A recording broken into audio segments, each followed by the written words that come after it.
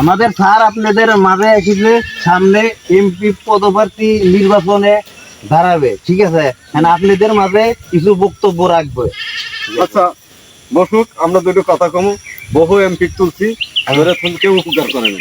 আমি তার সাথে দুটো কথা বলবো। আচ্ছা বলেন আপনাদের কি? আচ্ছা আপনাদের কি সমস্যা আমাকে বলতে পারেন? এই যে ইলেক কন্ট্রোল আছে, দেখা যায় যে বিজুলি কাট আছে, ধরেছেন যে চাল কাল যা কিছু আছে আমার কিছু দেন, বুঝছেন?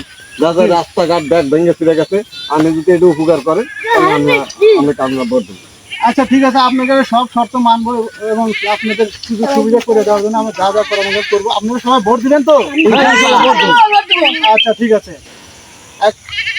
এখন আপনাদের আমি যদি এমপি ইলেকশন করতে পারি এবং নির্বাচিত হই, আমি আপনাদের এলাকার যত রাস্তাঘাট আছে,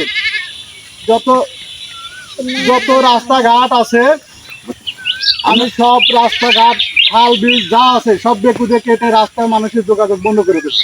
আর আসতে গন ওই ভোট দিব না তো এমনি বলতে পারে, ভালো করে গন।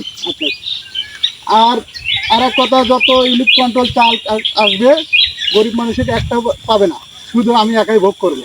তাহলে তো আমি আর এমনি বলে ভোটই তো দিবেন না আপনি, ভালো করে কথা কন আপনি।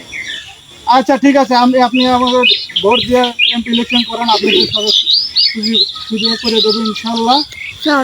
ভোটই দেবো না।